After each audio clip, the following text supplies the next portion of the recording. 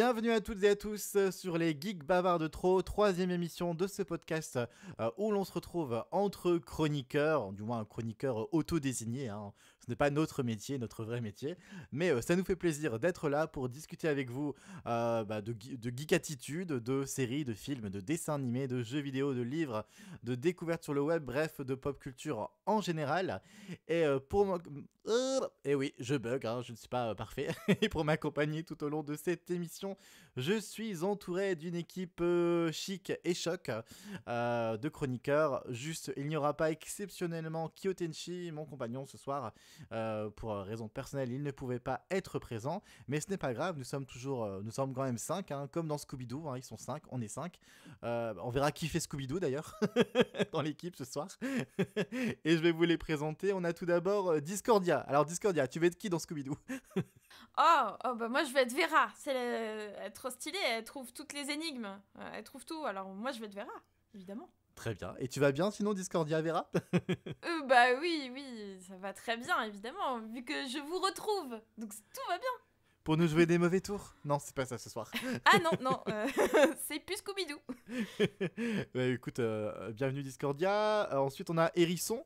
Du coup, Hérisson, si Discordia et Vera, tu vas être Daphné. Coucou. Oh non, je suis pas Daphné.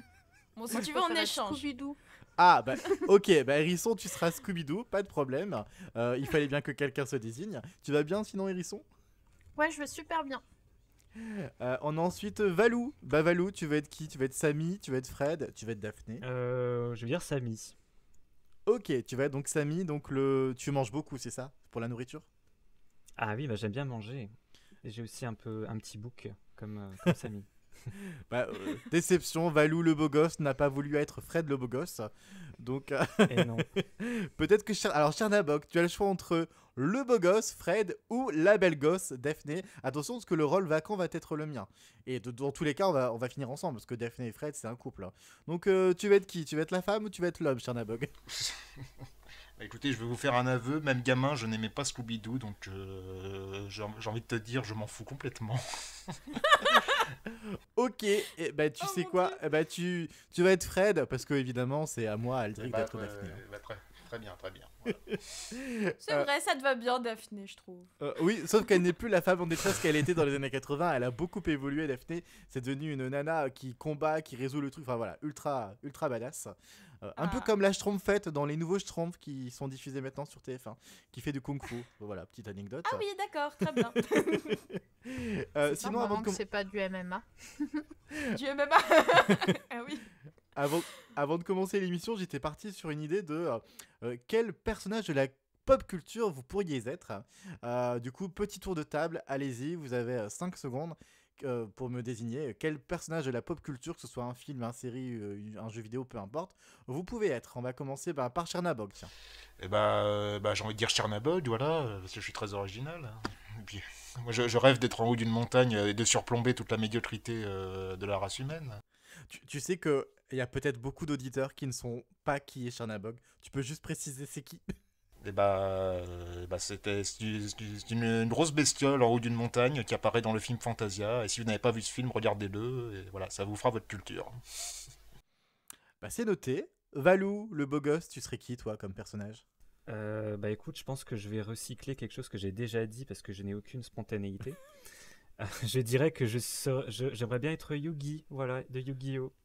Parce que quand il est petit, il est tout gentil, il est intelligent, il est trop adorable. Et quand il est grand, il est charismatique, il est cool, il est fort, il a tout pour lui. Voilà.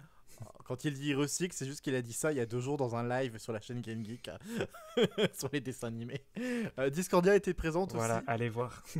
Je ne sais plus qui tu avais dit d'ailleurs Discordia sur ce live, mais peut-être que tu vas choisir un autre personnage. Je sais plus, je crois que j'avais dit Bob et Conan. Alors non, je vais pas choisir ça. Mais si Bob l'éponge, tu vas être Bob l'éponge, voilà. Non, la dernière fois, la question, c'était spécifique au dessin animé. Là, t'as dit pop culture. Alors, si c'est pop culture, je choisirais Yennefer de The Witcher. Voilà. Badass au possible. Merci. Très bien. Et Hérisson, alors, qui vas-tu être? Moi, je veux être N dans Pokémon. Qui ça? N dans Pokémon. C'est celui dans la 5e génération. Il a des cheveux verts beaucoup trop cool. Et en fait, je trouve que c'est un des personnages super bien construits parce que il apporte une vraie idée dans Pokémon, c'est-à-dire que lui, il pense que les humains forcent les Pokémon à combattre, parce que sinon il n'y aurait pas besoin de Pokéball. Donc il est pour que tout le monde libère les Pokémon de l'emprise des humains et refuse la Pokéball. Et je trouve ça très intéressant comme idéologie. Très bien, bah du coup je note, c'est assez pointu, hein. En général quand on parle de Pokémon on va dire moi je vais être Sacha, je vais être Rondine, non, elle va être dans la 5ème génération, mais pourquoi Parce que pas. je suis trop originale, voilà pourquoi. Sur cela on va lancer donc la première rubrique, c'est le Vidéo Club Jingle.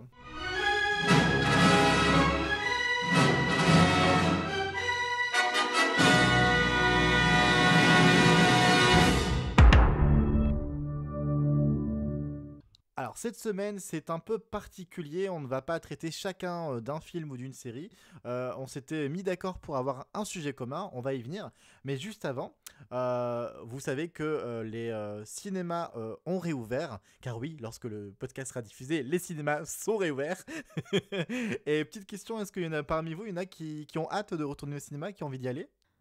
Oui, bah, je pense que je vais faire partie des gens qui attendent un film en particulier, c'est le film Kaamelott. Et donc j'attends avec impatience que les cinémas réouvrent, parce que Alexandre Astier attendait que les cinémas soient ouverts de manière un peu plus définitive pour enfin lancer la sortie de son film. Donc j'ai hâte, évidemment.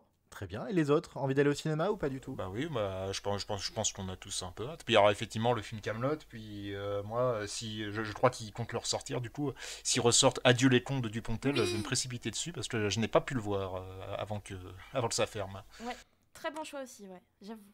Eh ben, moi, j'ai pas du tout hâte de retourner au cinéma. Autant j'ai hâte de retourner en terrasse et d'aller manger quelque chose. Enfin, en terrasse, juste d'aller manger quelque part, en fait.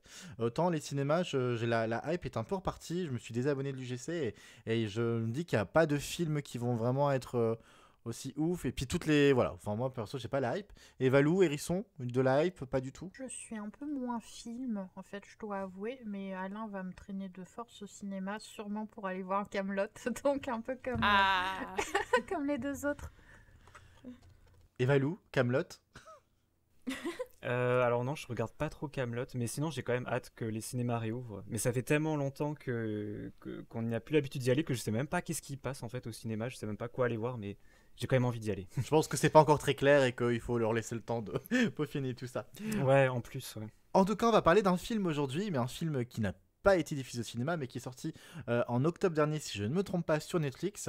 Alors, je me trompe toujours sur le titre, je confonds, je le reprends juste pour ne pas dire de bêtises, et c'est Voyage vers la Lune. On est d'accord ? Oui, tout à fait. Dans ma tête, c'est Voyage sur la Lune, mais non, c'est Voyage vers la Lune. Enfin, c'est plus ou moins la même chose. Donc, c'est un film d'animation qu'on a retrouvé sur Netflix et qui est sorti le 23 octobre 2020 exactement. Pour la petite anecdote, quand il est sorti, il ne m'avait pas forcément intéressé. Et je me souviens que peut-être 2 mois après, il y a mon meilleur pote qui m'a dit j'ai vu un film génial sur Netflix, regarde, c'est comme un Disney, mais c'est mieux qu'un Disney. Tu vas adorer, c'est tout ce que t'aimes, ça chante et tout, nanana, tout ça. Bref, il me l'a vendu en mode une tuerie. Donc on a fini par le regarder avec Joanne et même si je dois avouer que le film était sympa, il me l'a un peu survendu. Donc je n'ai pas forcément apprécié, mais on va en débattre tous ensemble. Est-ce que l'un d'entre vous veut se désigner pour raconter peut-être le pitch de l'histoire, hein, sans spoiler évidemment? Moi je veux pas forcément le faire ça, mais effectivement ça chante trop. C'est pas le pitch ça, je veux que quelqu'un me raconte d'abord le pitch de l'histoire. Qui veut se dévouer? Bah ok, bah si vous voulez je me dévoue, ok, je sens que vous êtes pas trop chaud, alors je vais faire avec mes souvenirs, de rien, j'aime me dévouer pour la communauté. C'est mes souvenirs, hein, donc si vous voulez plus d'infos, allez sur Wikipédia, hein, les gens. Mais sinon, le pitch en lui-même, c'est l'histoire d'une petite fille qui est japonaise, il me semble. Et c'est chinoise. Ah oui, c'est chinoise. Ça commence bien. Oh non, mais... Oui, bon, c'est pareil. Ah, mais enfin. Mais je suis désolée. Qui est chinoise, en effet. Fei Fei. Fei Fei. Oui, tout à fait, oui. Oui, bah lisez Wikipédia si vous voulez. Bon, alors, l'histoire, une petite fille chinoise, Fei Fei, sa maman est décédée, elle vit avec son papa. Son papa veut se remaquer avec une nana, une femme, qui a elle-même un petit garçon, qu'elle déteste, ils vont devenir demi-frère, demi-sœur, elle le vit très très mal, et elle croit en gros en une déesse de la lune, enfin en une histoire du passé où un couple, c'est... Une légende. Une légende, ouais. Bah, c'est une déesse, hein, Un quand même, conte. la légende. Enfin, c'est une Oui, légende. mais Ah oui, oui. c'est une légende en soi. Et donc, et tout ça va l'amener vers un périple où, blague à part, elle va voyager vers la Lune avec le petit garçon et un animal. Je ne sais plus ce que c'est l'animal, j'ai honte. C'est un C'est- lapin. C'est une petite lapine. C'est oui. Cabriole. Cabriole, exactement. Oui. Et donc voilà, et s'ensuit donc tout un tas de péripéties en musique, parce qu'en effet, c'est comme un bon film Disney, il y a un côté très comédie musicale qui peut surprendre, parce que moi les musiques, honnêtement, ça commence, il y avait un côté très Broadway, et puis en plein milieu du film, Lady Gaga débarque, et ça part Oui. dans un délire à la Lady Gaga. Par exemple, Ouais. ils ont voulu mélanger plusieurs styles musicaux. Alors c'est vrai que ça peut avoir son charme, ça peut dérouter.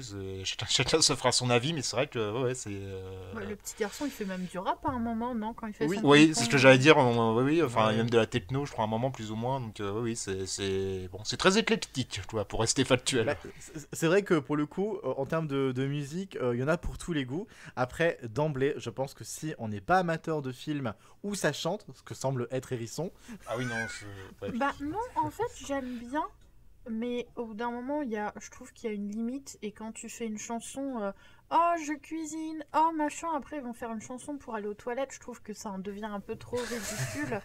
J'aime bien les chansons, hein, franchement, mais là, en plus, je les ai pas trouvées top, hormis celle de K-pop, là, enfin, que je trouvais qui faisait très K-pop, qui est celle de De la déesse. De la la déesse déesse, de la ouais. lune, voilà.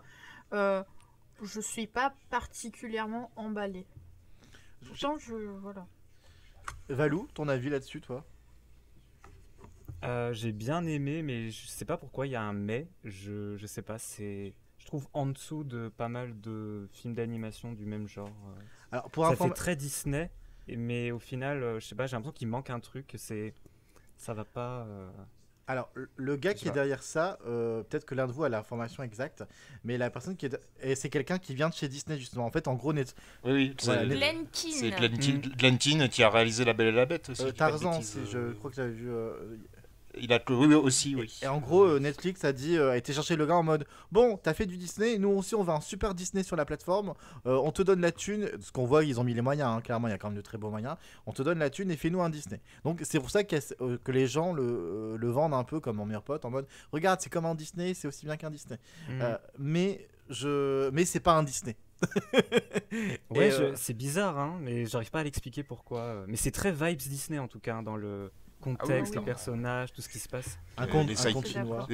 Des espèces de personnages secondaires humoristiques, on est à fond dedans. Hein. Bah, par exemple, on a Ouais. la petite lapine, mais il y a aussi une fois sur la Lune un personnage.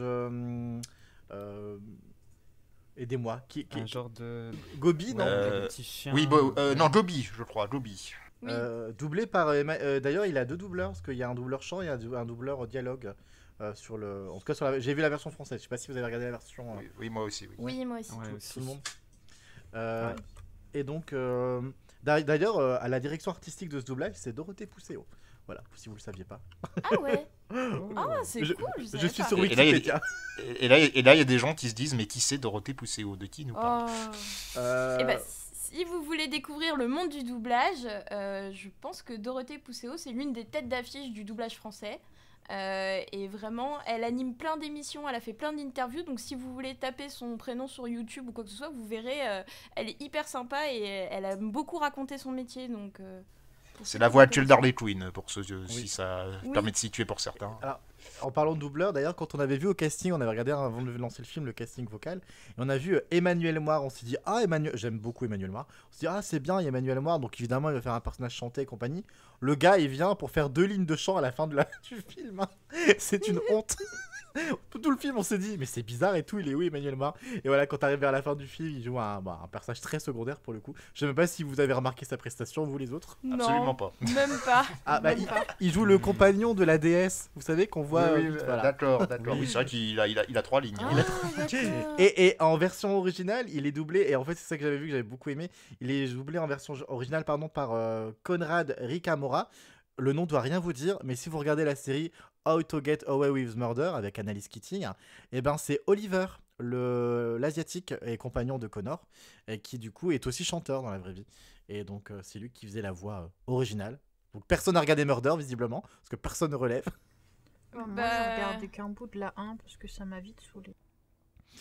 Ok, de toute façon, on n'est pas là pour parler de Murder, Oui, c'est ce que j'allais dire. on est là pour parler. Voyez vers la Alors ligne. après, bon, là, il y a quand même des choses que j'ai appréciées dans le film, pour histoire d'en dire du bien, parce que j'ai un peu l'impression qu'on le défonce là depuis 10 minutes. Non, il y a quand même des... moi, j'ai bien aimé... bon, ça aurait pu aller plus loin, je pense, même si le film vise un public quand même assez jeune, faut le dire, mais il y a quand même une utilisation de... Comment dire, la thématique du deuil, comment on peut surpasser ça, comment on peut refaire sa vie, Oui. à tout point de vue. Ça, j'ai trouvé que c'était plutôt un aspect positif, même si c'était résolu un peu facilement, j'ai trouvé. Mais bon, il y avait de l'idée. Après, c'est on va pour dire. enfants. Oui, c'est pour Mais- ça, je dis bien, la Oui, cible et voilà. la jeunesse. Donc, Mais alors moi personnellement, c'est un film, quand je l'ai vu, j'ai dit à John, j'ai dit ah bah c'était sympa, mais par contre dans un an je l'ai oublié.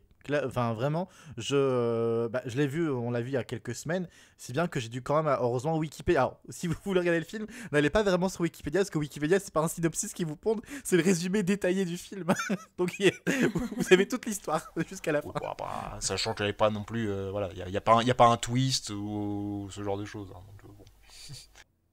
Oui, c'est sûr. Dans les points positifs, moi aussi que j'avais noté, j'aime bien les personnages qui aiment bien la science. Ça paraît bête, mais je trouve que ça donne des petits points un petit peu de science, de notions, par exemple, notamment sur la fusée, etc., que je trouve fait du coup de façon légère mais intéressant, parce que souvent les enfants ont cette espèce d'appréhension vis-à-vis de la science et des mathématiques, et je trouve ça sympa de mettre des personnages dont c'est presque... ça fait partie d'eux, et de le mettre de cette façon, je trouvais ça très sympa. C'est intéressant que l'héroïne ce soit une rêveuse, mais qui résonne avec la science quand même. Ça, je trouvais ça intéressant aussi. C'est vrai. Bah, c'est marrant de se dire, oui, elle utilise la science pour prouver qu'une légende existe. Enfin, la véracité d'une Ouais. légende, ça, c'est assez ironique quand on y réfléchit. Ouais, c'est vrai, j'y avais pas pensé, tiens. C'est vrai que c'est une Donc, belle ironie. ouais, c'est... Puis il y aura aussi dans les points positifs, visuellement, j'ai trouvé que le film était assez joli. Alors, c'est réalisé par ordinateur, comme l'écrasante majorité des films d'animation d'aujourd'hui. Mais c'était quand même... il y a quand même il y a quelques scènes où il y a un aspect 2D, notamment quand il présente la légende. Puis quand elle arrive sur la Lune, il y a quand même de très beaux plans. Puis il y a une espèce de délire autour de la... Je mets des grosses guillemets, mais autour de la méchante. Il y a un délire autour Qui n'est pas de vraiment ses tenues, méchante. Oui, voilà, c'est ça, de ses costumes. Et j'allais y venir justement, je fais une parenthèse, ce que j'ai bien aimé aussi, c'est que, à part des personnages très très secondaires, il n'y a pas vraiment de méchants en fait. Donc c'est pas très manichéen au final. En fait, c'est ce qui m'a surpris et que j'ai plutôt assez aimé dans ce film, c'est que on s'attend à ce qu'en effet il y ait la méchante toute désignée, et finalement tout le monde a son histoire qui est d'ailleurs un peu tristounée ou quoi, et ça sort un peu du traditionnel. Ouais. Et finalement, ça emprunte un peu le côté, ce que les Disney peuvent faire ces derniers temps, c'est qu'il n'y a plus forcément un méchant. Je prends par exemple La Reine des Neiges, où le film n'a pas vraiment un vrai méchant assumé. Je veux dire, on est sur une histoire de sœurs et compagnie. Et là, en fait, on est vraiment plus sur une histoire de famille, avec la petite fille et le petit garçon. Petit garçon que des fois j'ai trouvé un peu exécrable, hein, moi, mais personnellement. Ah non, moi, il m'a beaucoup amusé. Moi, Alors il au me début fait j'avais beaucoup du rire. mal, et après dès qu'ils sont sur la Lune ça va, là, ça m'a fait rigoler son délire, mais au début j'avais du mal. Ouais. Je crois que ça allait un peu dans le mur justement, littéralement. La partie de ping-pong m'a beaucoup fait rire dans le Oui, film. oui, ça c'est... Quand je dis le délire autour de la méchante, des grosses guillemets, oui, cette scène-là, je pense à cette scène-là en particulier, où il y a un délire autour d'un match de ping-pong, c'est assez Très créatif. amusant. Ouais. Ouais. Après, faut pas avoir le vertige et avoir peur du vide, hein, parce que tout au long du film, quand on est sur la Lune, enfin, moi j'ai eu cette impression, Ah oui. je sais pas vous, c'est moi qui n'aime pas trop ce côté vide, enfin voilà, j'irai jamais dans l'espace, hein, personnellement. Mais voilà, il y avait des moments où c'était peut-être un peu trop vide. Mais justement, c'est bien parce que ça montre que l'espace c'est dangereux. Voilà. Ce n'est pas un endroit où on peut se balader comme si de rien n'était. Voilà. Donc bon. C'est un endroit qu'on maîtrise pas finalement, et puis Aussi. souvent il Il y a quand même une notion de deuil et tout, et l'espace, c'est quand même assez fort dans ce sens-là. Tout à fait. Ah bah, je pense qu'on a fait pas mal de tours. Est-ce que quelqu'un veut rajouter quelque chose pour conclure sur ce film ou pas? Ben, je voulais insister sur deux autres points positifs que j'ai moi relevés, que j'ai pas entendus. C'est le fait déjà d'avoir bien expliqué, mis en avant la légende qu'il y a autour du lapin de Jade en fait. Je trouvais que moi c'était une légende que je connaissais pas du tout. Et j'ai trouvé ça hyper poétique et c'est pour ça que je me suis trompée avec le Japon parce que je crois que la légende existe aussi au Japon. Qu'en fait, quand on regarde la Lune, on a les Chinois et les Japonais, ils ont l'impression de voir un lapin se dessiner dans la Lune, et donc ce lapin serait donc sur la Lune, le gardien avec la déesse, etc. Et toute l'histoire qu'on voit dans le film. Et je la connaissais pas du tout, et j'ai trouvé ça très poétique.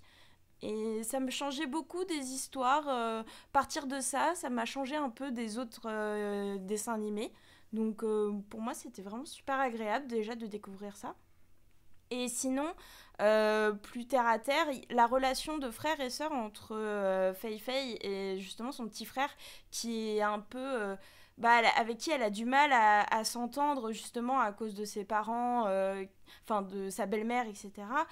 Pour elle, c'est très compliqué et justement, je trouvais que c'était bien de mettre ça en avant parce que les relations justement de famille recomposée, etc., c'est pas des aspects qu'on trouve souvent dans les dessins animés et pourtant les enfants, on sait très bien qu'aujourd'hui, les familles, il y en a beaucoup des familles recomposées.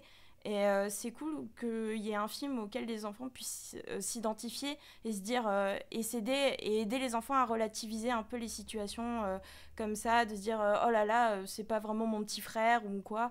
Et voilà, j'ai trouvé ça.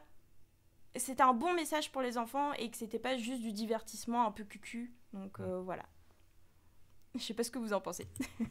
Je suis d'accord, surtout que c'est un cas pour les enfants qui est de plus en plus fréquent. Donc je trouve ça vraiment bien que ce soit là pour dédramatiser un petit peu ce cadre familial. Oui, tout à fait. Ouais. Très bien. Valou, tu veux conclure ? Je suis d'accord avec ce qu'a dit Amandine. Je voulais pas ajouter peut-être plus. Enfin, okay, j'ai rien d'autre à rajouter. Je ne te demanderai plus jamais rien. Tu resteras dans le silence jusqu'à la fin de l'émission. Ok, ça marche. Je plaisante. Mais du coup, on va passer à la prochaine rubrique, le vidéo club. On va le mettre de côté, on va le ranger et on va sortir notre manette pour branche ta manette.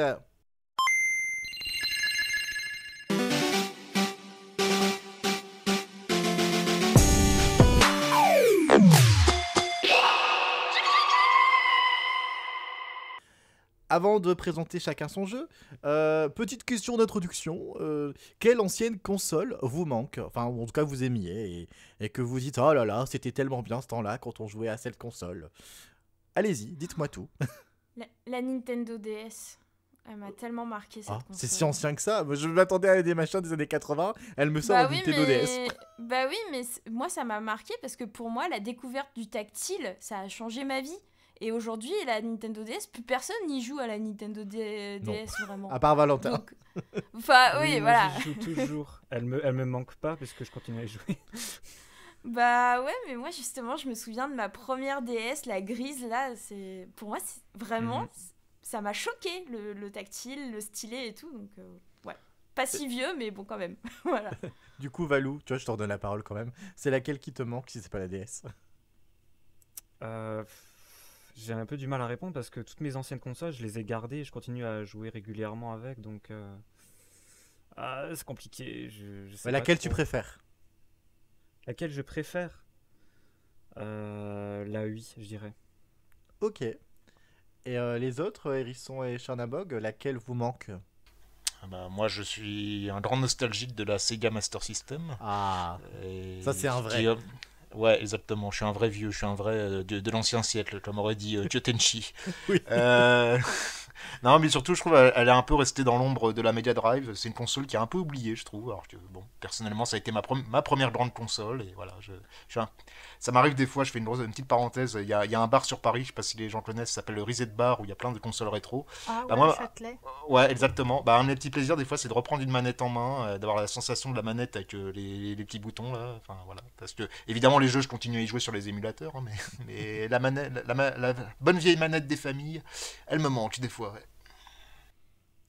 Hérisson, c'est quoi, toi? Alors moi, celle que j'ai préférée, c'est la Game Boy Advance. Et, en vieille console que j'ai beaucoup de souvenirs, parce que c'était ma mère qui m'avait partagé ça avec moi, c'était la Lynx d'Atari. On en avait deux et on jouait ensemble. Ok, bah écoute, très bien.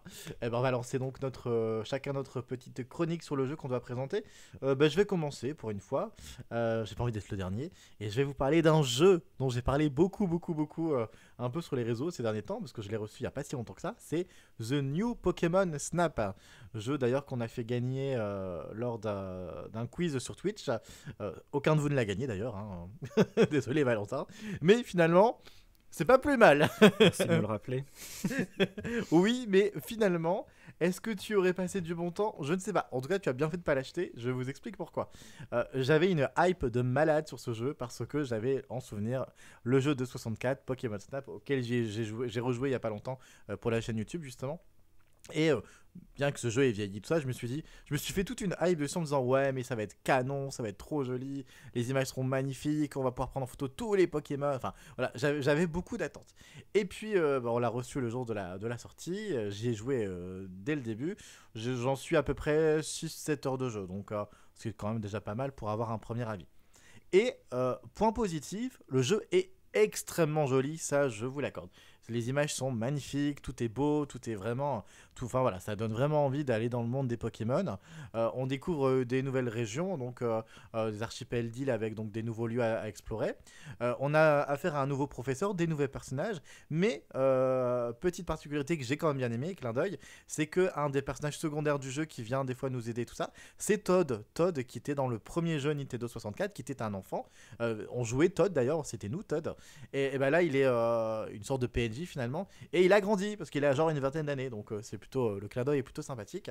Et donc voilà, donc en soit le concept est plutôt le même, on a les mêmes systèmes de jeu, on peut lancer des pommes pour attirer des Pokémon, le système de prendre des photos est un peu le même, on est aussi dans une sorte de machine qui fait un parcours sur des rails qui est sensiblement pareil. Mais là où la déception c'est que le jeu est d'une lenteur absolue, mais dans tous les sens. C'est très lent d'avancer dans l'histoire, de débloquer des parcours. Parce qu'on débloque les parcours jour, les parcours nuit, les parcours bonus nuit pour avoir un Pokémon qui brille. Et puis il faut refaire un parcours, et puis on en débloque un autre. Et t'as une impression de lenteur où t'as pas l'impression d'avancer des masses. Il faut en plus cumuler un certain nombre de points pour débloquer des fois un niveau suivant, pour passer à un autre niveau.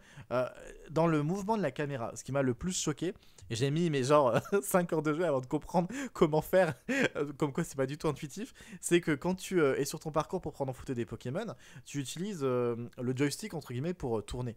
Et finalement, ce joystick est d'une lenteur. Quand je dis lenteur, c'est tu commences à tourner, le Pokémon il s'enfuit quoi, il est hors du cadre, t'as pas le temps de le prendre en photo. Et en fait, il m'a fallu un moment pour trouver une combinaison pour finalement un peu accélérer le truc et y arriver. Et ce qui en ressort finalement, c'est un état de lenteur dans le jeu. Ce que je disais à Kyotenshi finalement quand je faisais un débrief, je dis c'est un jeu qui est parfait pour lancer 1 ou 2 parcours par jour, un peu comme si c'était un jeu sur mobile. Je vais l'allumer, je vais faire 1 ou 2 parcours par jour, histoire de dire tiens je fais un parcours, je prends en photo des Pokémon et voilà. Mais c'est pas du tout un jeu où tu vas t'éclater à le faire pendant 1 heure ou 2 d'affilée, clairement. Tu t'en lasses très très vite. Donc déception, et finalement je pense que c'est un jeu qui va vite tomber dans l'oubli. Et d'ailleurs j'ai l'impression que personne n'en parle et que je suis le seul à y jouer ces temps-ci. Je me trompe pas vu qu'aucun de vous n'y joue je pense. Ouais mais moi je regarde des streams. Et ça te donne envie sur les streams? Ah ouais, ça me détend. Mais après je savais que Pokémon Snap moi ça me choque pas parce que je savais que c'était l'objectif, c'était de jouer c'est pas un jeu que tu tryhard, tu vois, tu joues un petit peu régulièrement quand t'as envie de te faire un petit truc un peu de détente. Et les images sont trop belles et du coup je regarde les gens y jouer pour voir les belles images. Alors, les images sont très belles et grosse déception. Il y a que genre 260 Pokémon. Alors, en plus, plein que tu dois faire. Tu peux découvrir grâce à des combinaisons spéciales. Tu lances une pomme, tu tournes la caméra, tu fais. Enfin voilà. Honnêtement, les combinaisons, si tu vas pas sur un tuto sur internet, t'as plein de Pokémon que t'as pas. Hein, parce que tu sais pas du tout comment tu les fais apparaître. Et grosse déception, il n'y a pas Psycho Quack. Non mais. Allô quoi. Ah ouais. Tu lances un jeu Pokémon et tu mets pas Psycho Quack dans le jeu. C'était exactement le même énervement que j'ai eu quand Pokémon Épée et Bouclier sont sortis. Au tout début, avant la première mise à jour, il y avait pas Psycho Quack. Mais pourquoi tu veux me faire jouer à ce jeu? Il y a même pas Psycho Quack. Je vais devoir avoir une équipe sans Psycho Quack. Voilà, je suis le mordu de Psycho Quack. Et donc grosse déception de Pokémon Snap. Je ne peux pas l'aimer pleinement et lui donner une bonne note parce qu'il n'y a pas Psycho Quack. Voilà.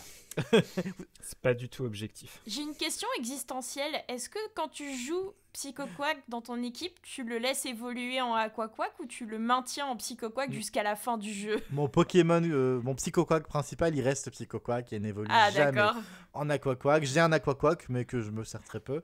Et en fait, il y a 3 Pokémon dans mon équipe que j'ai et qui sont là dans toutes mes équipes. C'est Psycho Quack, Staros et Léviator. C'est mon trio. Ces 3-là, ils sont tout le temps. Donc tout le temps. en fait, t'es Ondine dans la vraie vie. Oui. J'espère que tu penses bien remettre ton Evolurock alors sur ton Psycho Quack. Oui, sinon je fais B. Hein. Quand j'ai pas d'Evolurock au début, je fais B. Mais B, non, B, B. l'Evolurock c'est pour booster les stats des Pokémon qui ne sont pas évolués. C'est pas la pierre stase. Non, je pense pas. Alors, je suis pas très stratégie moi quand je joue à Pokémon. Hein, voilà. Alors, déjà, j'ai que des Pokémon aquatiques dans mon équipe. Ah oui, niveau stratégie, c'est moins 12 là. Hein. Non, alors, sauf, grosse exception, le seul qui n'est pas aquatique dans mon équipe que j'ai, mais allez savoir pourquoi, j'ai un gros coup de cœur pour ce Pokémon, c'est Dracofeu. J'ai toujours. Alors, déjà parce que au moins je peux voler à droite à gauche, hein, mystère de vol.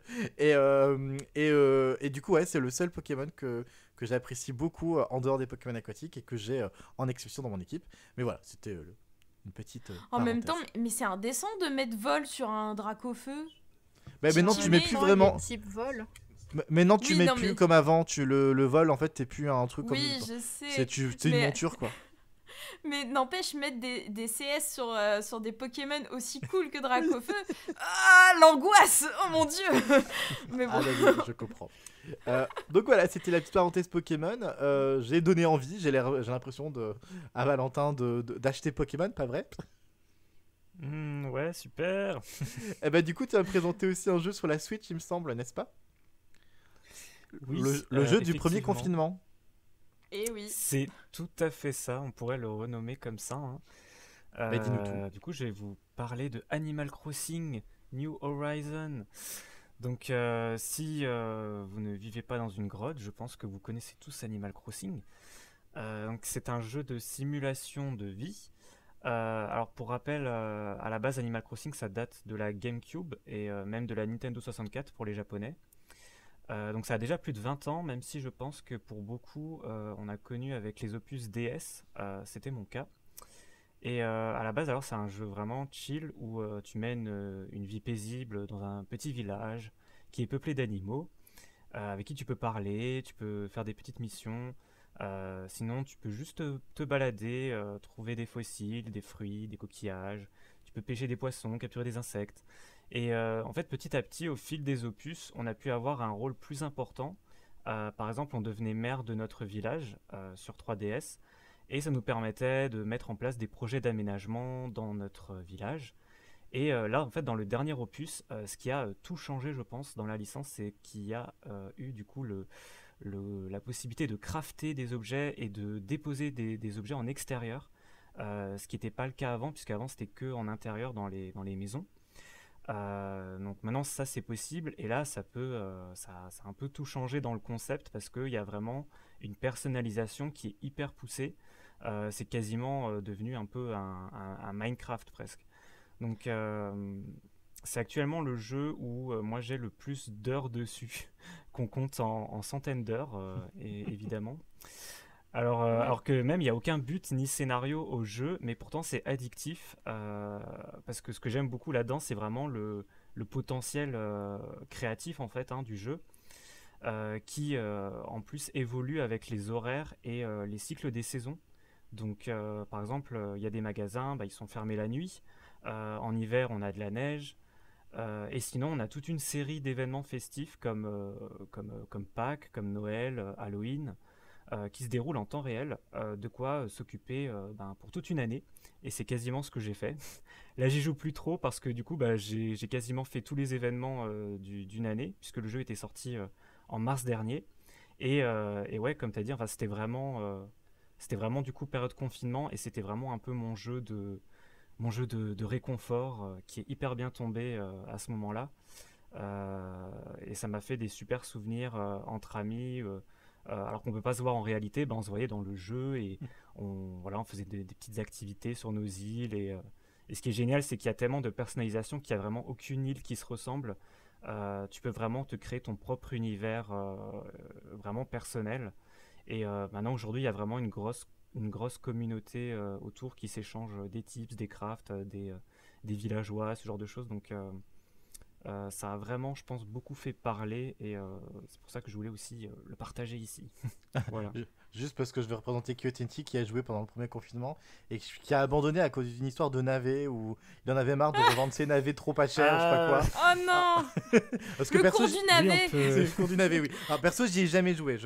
J'ai pas du tout joué, donc je comprends pas du tout la hype autour de ça. Mais je l'entendais juste râler pour des histoires de navets. Et Mais sur le oui. Discord de Game Geek, il y avait des gens qui disaient venez chez moi, mes navets sont à autant d'euros, je sais pas quoi. Mais ça, j'ai jamais voulu le faire. Hein. Ah, mais ça, il y a eu une guerre autour de ça. Hein. C'est des clochettes. J'ai jamais voulu le faire. J'ai jamais voulu me lancer là-dedans. Je me suis dit, c'est trop compliqué, c'est Oui. une source de problèmes. Oui. Je fais avec les fruits et les poissons, ça me va très bien. Voilà. Ouais, du coup, juste pour rebondir là-dessus, parce que il y a énormément de possibilités de créer plein de choses, mais qui coûtent énormément d'argent. Et plus tu as d'argent, plus tu peux personnaliser ta ville, parce que tu peux changer du coup toute la place où sont tes habitants. Enfin, tu peux vraiment hyper personnaliser, mais il faut énormément d'argent. Et pour avoir autant d'argent, il faut que tu passes par les navets. En fait, c'est ce qui est le plus rentable rapidement. Mais du coup, c'est un truc vraiment de spéculation comme à la bourse. Et il faut du coup avoir le bon prix. Timing. Ouais. Ouais, le bon timing, et ça dépend de plein de paramètres. Et si vraiment tu as la possibilité, il faut que tu puisses te connecter en ligne avec d'autres gens qui t'invitent chez eux, et que tu puisses arriver au bon moment pour en profiter, quoi. Mais ouais, c'est horrible. Mais si je peux me permettre, t'as oublié Ça rend quelque fou. chose, Valentin. Oh, pardon, excusez-moi. Ouais. Mais juste, t'as pas parlé du terraforming, qui est en fait t'as parlé des objets qu'on peut mettre en extérieur, mais l'avantage. Oui, je voulais dire craft. Oui, on peut Ouais. aussi. C'est ça, on peut aussi, créer ouais, des niveaux. Ouais. Ça ça, a tout changé, ouais. Bah c'est ça, en fait, tu peux moduler la forme de ton île comme tu veux, et ça, mais j'ai trouvé ça dingue. Enfin, je me dis, je peux créer des cours d'eau, créer des falaises, et vraiment, j'ai vu des vidéos de personnes qui présentent leur île, mais c'est juste magnifique. Ils te créent des mondes à la Ghibli. Juste sur quelques carrés de pixels sur une Switch, et le truc est dingue, et t'as l'impression d'être transporté dans un monde merveilleux. Les gens sont ouf depuis qu'il y a cette possibilité sur Animal Crossing. Vraiment, c'est la meilleure idée qu'ils aient eue, je trouve. Ouais, clairement. Ouais. Hérisson, tu voulais dire un truc avant qu'on change de sujet et de jeu, du coup? Moi, je disais que je faisais pas les navets parce que j'arrivais jamais à me lever le dimanche matin. C'était ça l'histoire du dimanche. D'accord. C'est une bonne raison en soi. Et bah sur cela, on va passer au jeu suivant, présenté par Chernabog, qui comme d'habitude nous présente un remake ou un reboot ou quelque chose dans le genre, n'est-ce pas? Ah bah, donc l'appellation officielle c'est FF7 Remake, hein, donc après bon les débats sont ouverts, hein, est-ce que c'est un reboot, est-ce que c'est un remake, bon ce n'est pas le sujet du soir. Donc oui, donc FF7 Remake, alors je précise que je suis pas encore arrivé au bout, mais bon, est-ce bien grave, parce que de toute façon ce n'est qu'une première partie d'un projet assez gargantuesque. Donc, comme son nom l'indique, donc c'est la nouvelle version de Final Fantasy VII. Hein, donc, je pense qu'à peu près tous ceux qui s'intéressent de près ou de loin aux jeux vidéo ont une vague idée de ce qu'est Final Fantasy VII, ou en tout cas Final Fantasy. Et que à peu près tout le monde sait qui sont Sephiroth et Cloud. Alors, je n'y ai jamais joué de ma vie, hein, donc... Oui, mais voilà, bon, si je te dis Sephiroth ou même Cloud, tu vois qui c'est à peu près. Pas du tout. D'accord, tu sors. Non, mais pour moi, Final Fantasy, c'est des personnages qu'on a mis dans des Disney pour faire Kingdom Hearts. C'est ça, hein. Oh mon dieu. Ils sont dans Kingdom Hearts, Ok. ce dont je te parle. Bah oui. Bon, je sors, je sors. Voilà, Oh mon Dieu. Pendant qu'Aldrid sort, donc nouvelle version, mais alors c'est pas un simple remaster comme on a pu en parler la semaine dernière par exemple. Non, là c'est-à-dire que le jeu a vraiment été refait de A à Z. Et alors on pourrait se dire oui, bon d'accord, ils ont refait tous les graphismes en HD, ils ont refait la mise en scène, ils ont enregistré les musiques, mais c'est pas tout parce qu'en fait, alors les grandes lignes de l'histoire, enfin au stade où j'en suis en tout cas, sont grosso modo les mêmes, mais il y a quand même énormément de par-ci par-là de petits changements, de petits rajouts. Il y a des personnages extrêmement secondaires dans la version d'origine qui sont carrément développés, voire même des personnages totalement inventés, des sous-intrigues rajoutées. Enfin, c'est assez perturbant. Si je devais faire une espèce de comparaison, on a l'impression, vous savez, que quand ils adaptent certains mangas en animé, ils rajoutent des choses, on appelle ça des fillers. Bah, c'est un peu l'impression que j'ai. Des fois, je dis, c'est la version fillers. Alors ça va pas forcément dire que c'est mauvais, pas du tout. Certains de ces ajouts que j'ai appréciés, mais c'est assez perturbant quand on connaît la version d'origine. Mais bon, malgré tout, c'est très plaisant. Ils ont pas assez bien modernisé le gameplay. Ils ont trouvé un bon compromis, je trouve, entre parce qu'il y a, comment dire, la jauge ATB est toujours présente, hein, mais ils l'ont intégré de manière combat en temps réel, quoi, si j'ose dire. Et voilà, donc graphiquement c'est très joli, la mise en scène globalement est très soignée. Bon, à part pour certains dialogues secondaires où c'est un peu minimaliste, mais bon, il y en a tellement qu'on peut comprendre que c'était compliqué de peaufiner tout. Donc non, pour l'instant, bon, j'en suis à plus de 20 heures de jeu, et j'ai pas encore fini, hein, du tout. Hein, mais voilà, donc je pense que ceux qui ont apprécié la version d'origine seront perturbés certainement, mais je pense pas qu'ils passeront un mauvais moment. Alors après, voilà, c'est quand même un projet très curieux, je trouve, parce que là, ils ont fait la première partie. C'est en gros, sans faire de spoil, ça s'arrête à la sortie de Midgar, si j'ai bien compris. Dans la version d'origine, c'est une toute petite partie de l'histoire. Donc leur version remake, là, je sais pas combien de parties va y avoir, sur combien de temps ça va s'étaler en termes de production, mais à mon avis, on n'est pas prêt d'en voir le bout. Hein. Eh ben c'est très bien, je vais laisser d'autres rebondir parce que, comme je vous l'ai dit, moi je suis sorti, hein. Je maîtrise pas. Bah non, mais en fait, alors, je préfère mettre les choses au clair. Je n'ai jamais joué à un FF de ma vie. Par contre, j'ai mon chéri qui, lui, est très fan de FF. Et il joue vraiment à toutes les nouvelles sorties à chaque fois qu'il y en a une. Et il me disait que justement, ce remake, il voulait pas le faire parce qu'il disait que ça allait être trop long.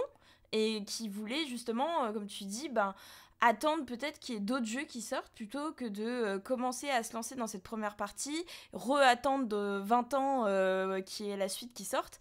Donc ça l'a un peu découragé alors qu'il adore le jeu et c'est vrai que moi aussi j'aurais bien aimé peut-être, tu vois, je connais pas l'histoire et je me dis je loupe quelque chose et en même temps ça me donne pas envie de me lancer parce que je sais que j'arriverai jamais j'arriverai jamais au bout, ça se trouve. Après tu peux jouer à la version d'origine. Hein.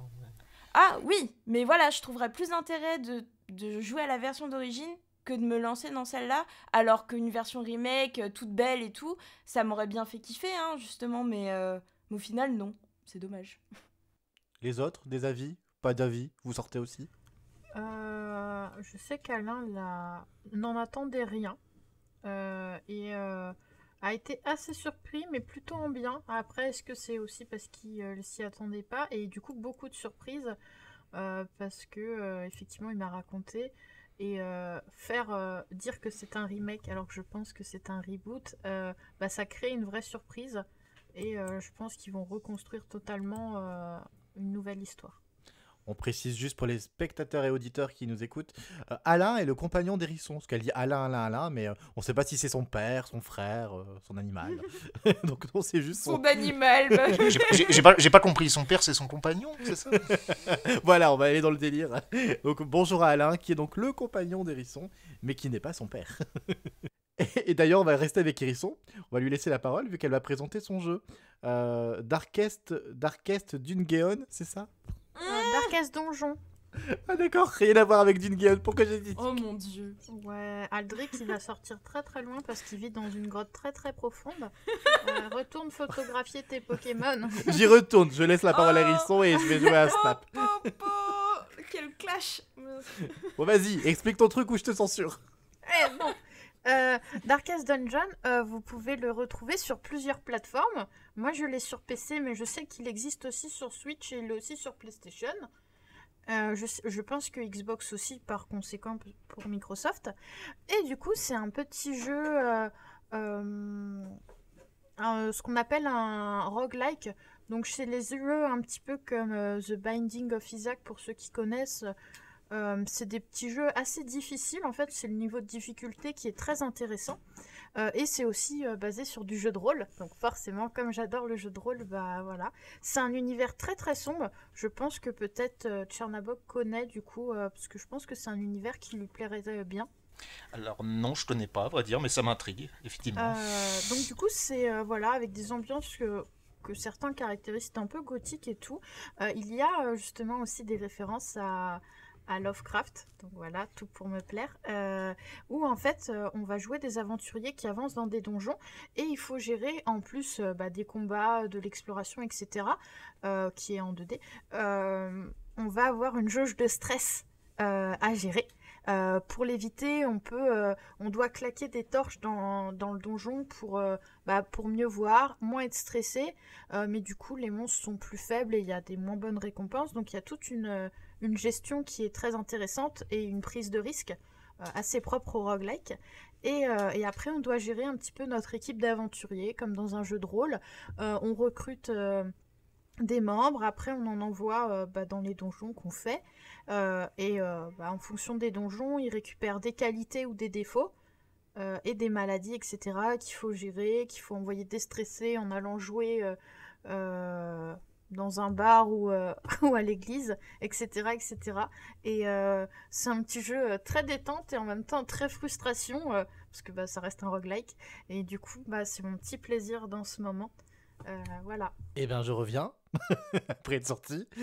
Quelqu'un veut rebondir là-dessus?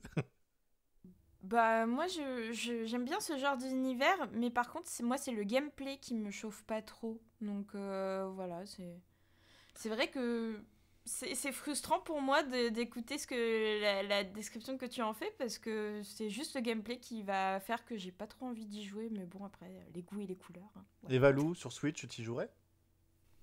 Je sais pas, est-ce que le côté donjon, c'est un peu comme les donjons mystères, genre les jeux Pokémon Oh, pas comme du ça, ou tout. pas? En fait, t'as Non. une carte, tu cliques sur l'endroit vers où tu veux aller, et après, c'est une ligne droite, et puis t'as des monstres où tu cliques sur un objet pour l'ouvrir.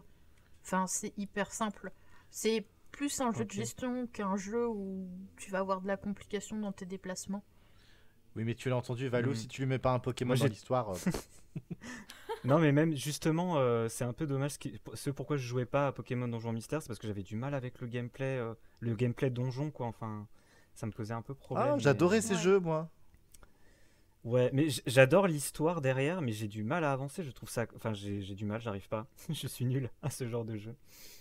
Très bien, on va te reprendre la parole et la redonner à Discordia, qui va présenter un jeu qui va peut-être faire un peu plus l'unanimité, et avant qu'elle ne le présente, un jeu sur lequel, tadam, elle stream sur Twitch, car oui, Discordia s'est lancé sur Twitch, je lui fais sa publicité, Discordia _ Erixia, je le mettrai dans les... Erixa, oh, Erixa, oui, oui, Erotica, voilà, ce que vous Ouais. voulez.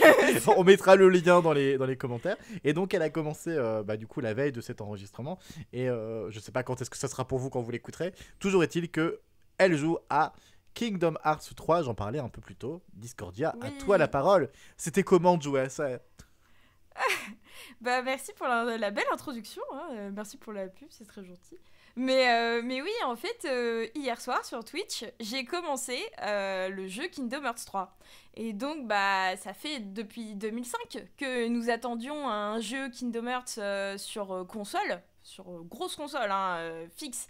Pas Nintendo DS, pas PSP, rien de tout ça, non, non. On voulait la suite de cette grande histoire qu'avait instaurée Kingdom Hearts 1 et 2. Et c'est enfin sorti en 2019. Donc oui, je suis un peu en retard. Bonjour 2021. Mais j'avais acheté le jeu en 2019. Et le souci, c'est que j'ai été prise par le boulot, prise par plein de trucs. Et la motivation aussi est redescendue parce que c'est un jeu quand même, faut se lancer dedans. La PlayStation, tout ça, enfin... Moi, j'ai besoin de motivation, voilà. Donc, je me suis dit, quel meilleur moyen que de streamer le jeu pour me motiver et faire en sorte que, oui, je le termine. Peut-être pas à 100%, mais 95%, essayons, déjà, ce sera pas mal. Et donc, je me suis relancée dans cette belle aventure. Et par contre, je ne sais pas si parmi vous, il y en a qui l'ont fait ou qui ont entendu parler de cet opus, mais très sincèrement, hier, c'était effroyable. Je ne me souvenais de presque rien de ce qui s'était passé dans le 1 et le 2. Il y avait beaucoup de choses qui m'étaient sorties de la tête, des détails, etc. Et le nom de certains personnages, certains faits qui sont hyper importants pour l'histoire, mais à moins d'avoir refait les jeux juste avant, vraiment, on nous lâche dans un monde où il se passe 12 000 choses et on est complètement perdu. Il y a vite fait un petit récap visuel, donc sans histoire, sans rien, sans narrateur qui vous explique ce qui s'est passé dans les épisodes précédents, juste des extraits de cinématiques des anciens épisodes. Et voilà, on vous dit « Bienvenue, voilà, vous êtes Sora, allez, c'est reparti pour une nouvelle aventure. » Et c'est vrai que c'est un peu... ça fait un peu bader hein, quand même quand on arrive dans le jeu. Parce que vraiment, c'est vraiment la sensation d'être perdu. Même si on retrouve beaucoup de codes de Kingdom Hearts, c'est-à-dire le gameplay qui reste le même s'il y a des nouveautés qui sont hyper cool à jouer. Vraiment, pour les gens qui ne savent pas vraiment bien jouer aux jeux vidéo, je vous le conseille parce que je suis vraiment une quiche, mais c'est très simple. Kingdom Hearts, vous pouvez le mettre... En plus, il y a un mode facile, alors si vraiment vous êtes noob et que vous avez juste envie de profiter, vous pouvez mettre le mode facile et vraiment toute l'histoire qu'il y a autour est très cool, mais pour ça, si vous voulez vraiment prendre votre pied, il faut jouer au 1, au 2 et aussi à la version PSP qui s'appelle Birth by Sleep, qui est, je pense, obligatoire pour comprendre ce qui se passe. Voilà, donc... Tu vois, je rebondis sur un truc que tu as dit, c'est que pour le coup, je joue très peu aux jeux vidéo de manière générale, et justement, quand Joanne m'avait dit qu'elle a acheté Kingdom Hearts 3, elle m'a dit, tiens, vas-y, essaie de faire le 1 et 2, non, parce que clairement, c'est le genre d'histoire qui est faite pour moi. Je parlais des comics Fab, de la série Once Upon a Time, c'est le même genre de truc, si tu mets tous les Disney ensemble et t'en fais une seule histoire. Donc je me suis dit, oui, clairement, c'est pour moi. Et j'ai commencé à jouer au 1, et j'ai trouvé, alors peut-être que je suis vraiment nul, hein, mais j'ai trouvé le gameplay tellement chiant, compliqué, ça me saoulait, j'arrivais pas à tuer ces machins là, ces machins noirs là, ces sans cœur, les sans cœur et compagnie. Et en fait, et ce que j'ai fait finalement, c'est que je me suis rabattu. Alors je sais pas si c'est fidèle aux jeux vidéo, mais j'ai acheté les gros mangas. Ils font des gros volumes en manga avec du coup. Et donc je pense que c'est la même chose que le jeu vidéo, mais juste mangaïfié quoi. En me disant, ok, c'est pas grave. Pas loin. Parce que j'ai très envie de découvrir l'histoire, j'ai très envie d'eux. Et je disais, et en fait, Kyo Tenchi y jouait. Et du coup, je préférais être spectateur et regarder. Mais il a fait le 1 et en fait il a pas eu le temps de faire le 2 que le 3 est sorti, il a commencé le 3 et il a arrêté très vite justement parce qu'il comprenait rien parce qu'il avait pas fait le 2 et donc et c'était le gros reproche qu'il faisait en disant ouais ok en fait si t'as pas vraiment fait pas le 1 le 2 en effet t'es complètement perdu quoi.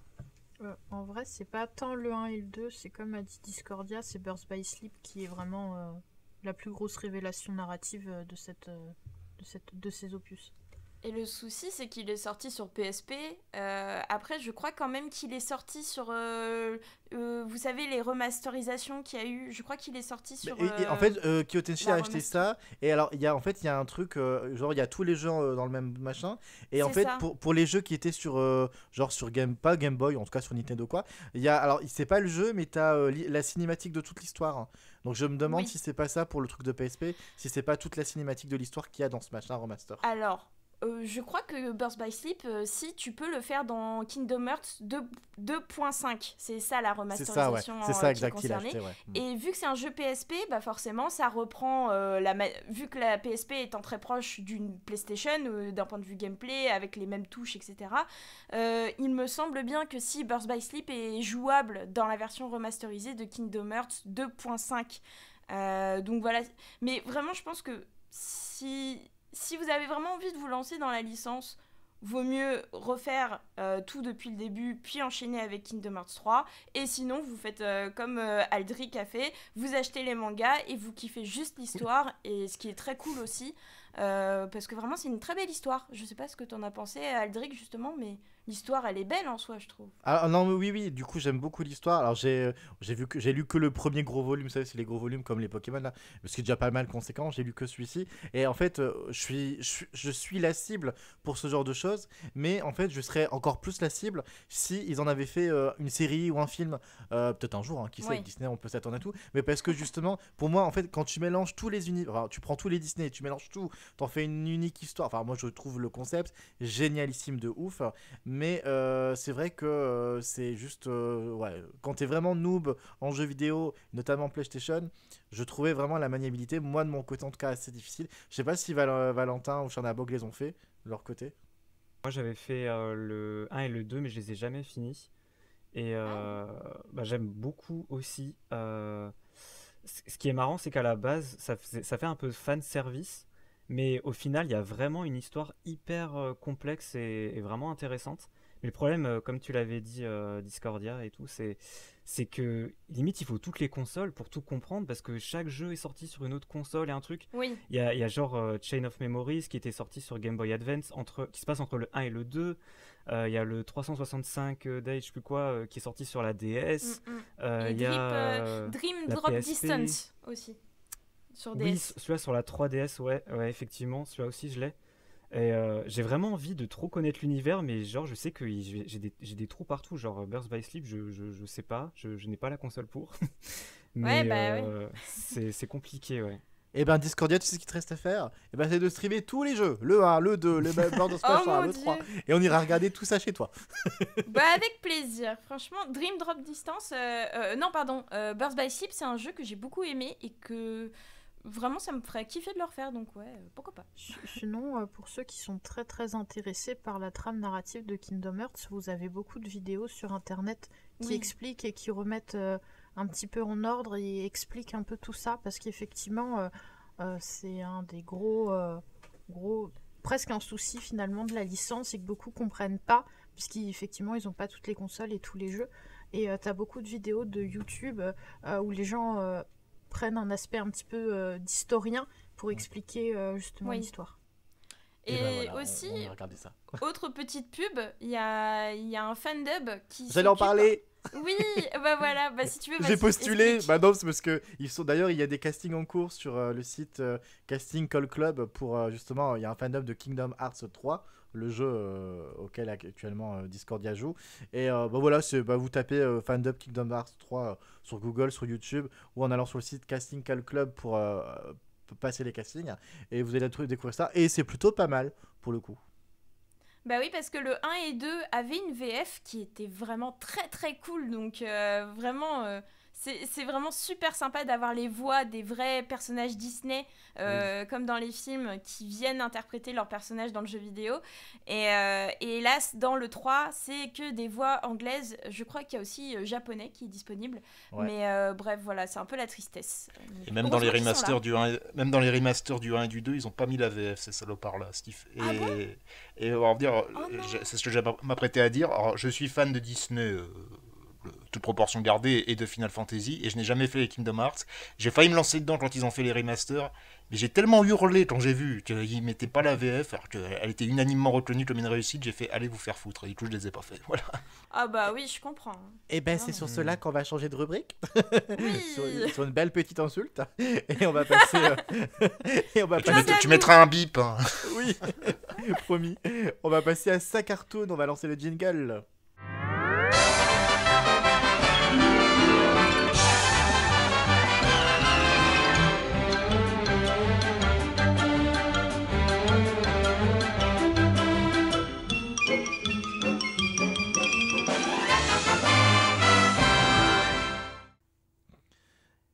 c'est un cartoon.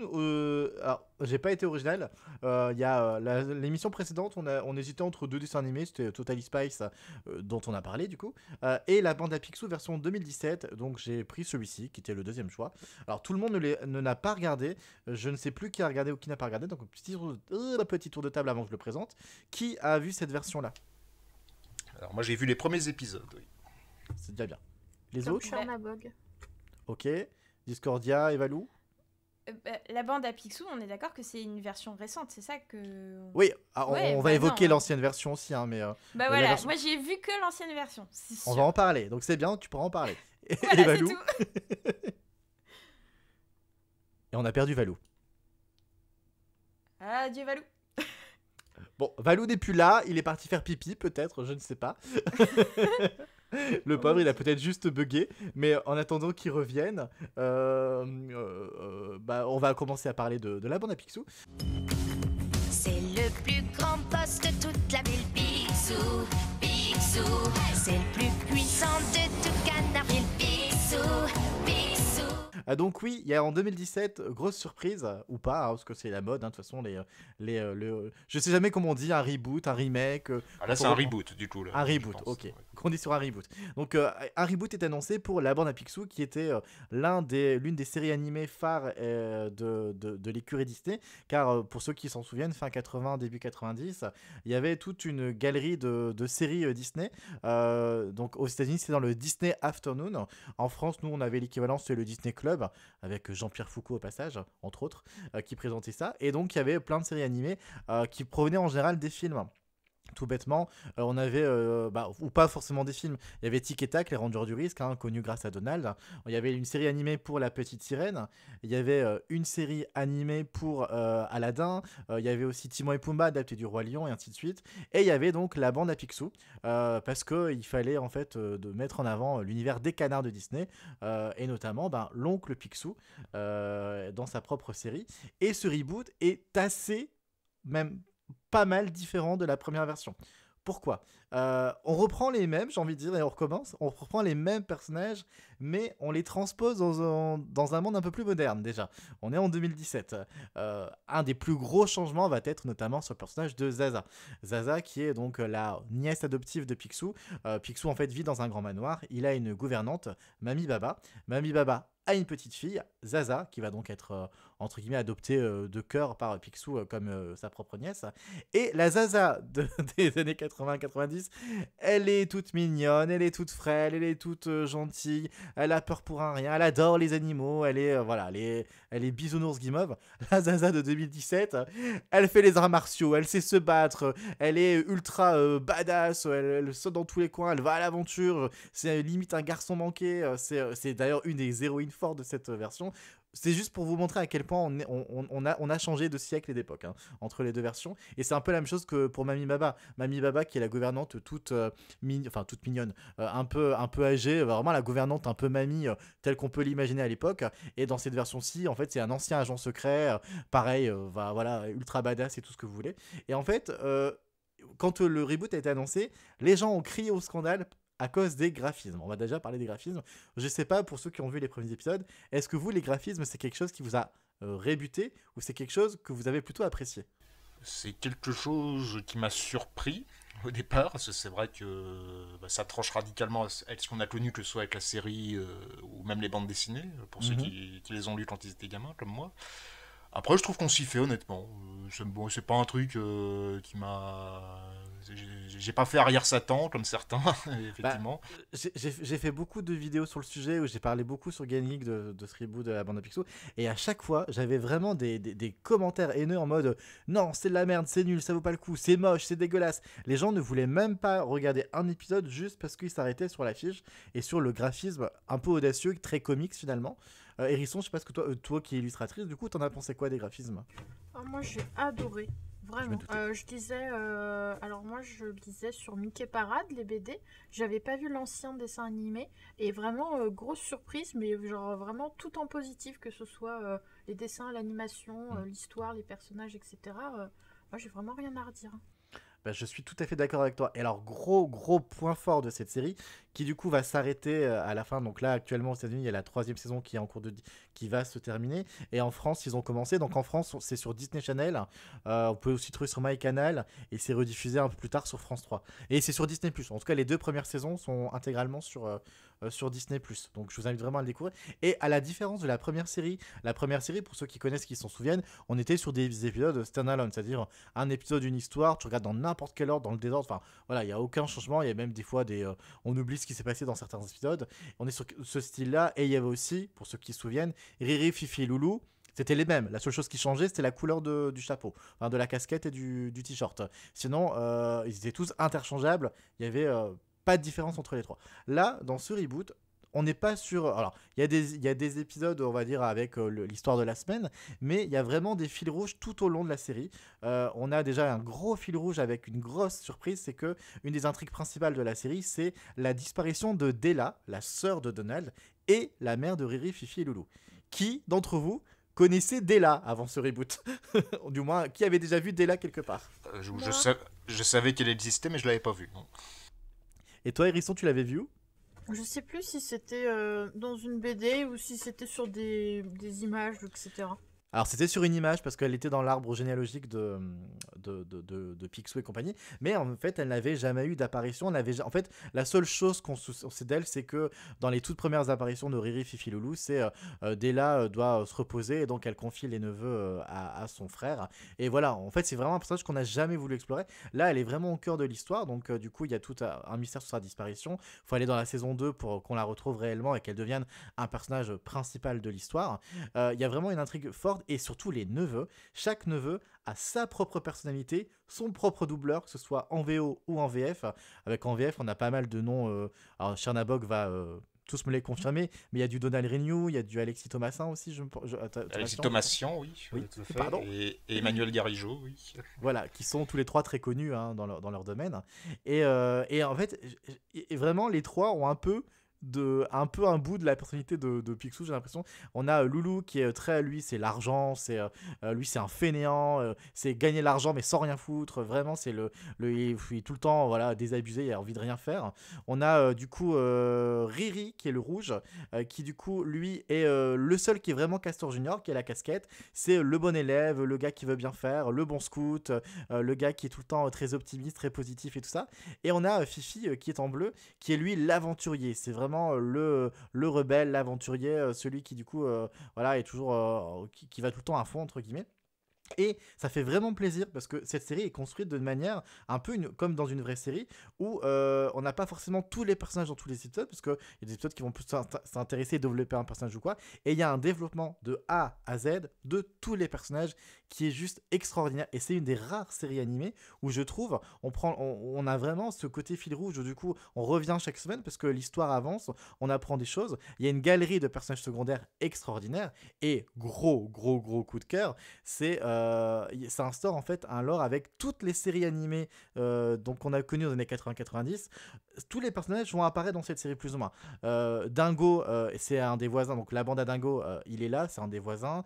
On introduit Daisy aussi dans l'histoire en cours de série. On a Mr. Mask, pour ceux qui connaissent pas Mr. Mask, c'est un super-héros qui avait sa propre série qui est aussi dans l'univers des canards. Ici dans cette version, c'est un personnage de série. En fait c'est une série très connue, et finalement il y a quelqu'un qui va réellement devenir le Mr. Mask que l'on a connu dans la première version.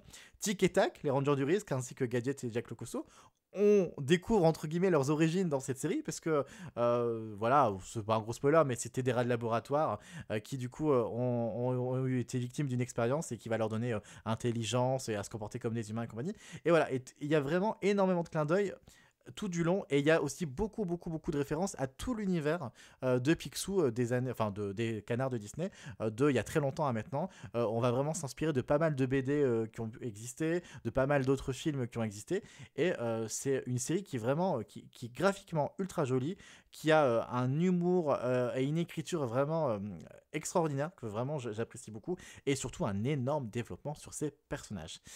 Et ma question, elle va être pour Chernabog et Hérisson. Pourquoi ne pas avoir été plus loin que les premiers épisodes du coup? Est-ce que c'est parce que vous aviez du mal à trouver la série, ou est-ce que vous n'y aviez pas accroché? Alors en fait, quand c'est passé sur France 3, si je dis pas de bêtises, oui. Moi j'ai essayé de regarder en replay. Et à l'époque, je sais pas si ça a changé aujourd'hui, je ne sais pas. À l'époque, le replay, je crois que ça s'appelait déjà Plus, le replay de France Télévisions était une catastrophe. Je te confirme, parce que Ouais. à l'époque, je l'avais regardé, j'avais dû moi télécharger illégalement des épisodes en VO et chercher des sous-titres ailleurs, parce que impossible à l'époque de France 3 de trouver les replays de la VF. Et pareil sur Disney Channel, quand ils mettaient les replays, ils disparaissaient au bout d'une semaine en fait. Ouais, voilà. Soit les épisodes, on les trouvait pas, ou alors il y a des problèmes de chargement, ça buguait. Enfin, et en gros, ça m'a un peu dégoûté. Je m'étais dit, bon, peut-être qu'un jour je la verrai d'une autre façon. Et Disney+. Depuis, j'ai pas franchi le pas, mais c'est dans ma liste de choses à voir sur Disney+. Oui. Ah mais je trouve que sur le catalogue des séries animées sur Disney+, c'est vraiment la meilleure série qu'ils proposent, parce que elle coche toutes les cases pour moi. Et Hérisson, de ton côté, c'est la même problématique ou pas? Pas du tout. Moi, j'avais regardé fin d'année dernière mais j'ai eu pas mal de déménagements en fait. J'ai regardé quand j'étais à un endroit. On regardait tous les soirs et puis après on a eu plein de, enfin voilà, on va dire des trucs personnels et après on a déménagé. Et c'est vrai que du coup on n'était plus dans le même mood, donc c'est vrai qu'on n'a pas continué, mais c'est quelque chose que je veux absolument poursuivre parce que j'avais vraiment été hyper charmée par la série et qui est le seul intérêt que j'ai sur Disney+. Oh, mais je te comprends. Et alors, Amandine, toi, est-ce que tu as des bons ou pas bons souvenirs de l'ancienne série des années 80?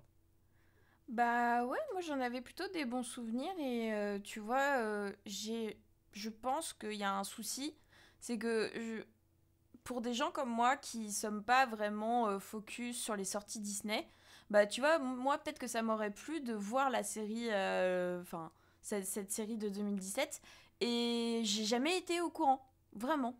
À moins d'être abonné, je pense, à des pages qui parlent de ça, de Disney, etc.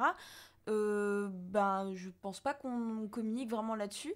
Ce qui fait que bah, c'est dommage parce qu'il y a des gens comme moi qui avaient des bons souvenirs avec la série, qui auraient peut-être pu se dire oh, vas-y, je me laisserais très bien Alors, tenter par l'aventure. Et finalement. elle a eu pourtant, en fait, c'est ça qui est drôle, c'est qu'elle a eu un très bon marketing à sa sortie en France.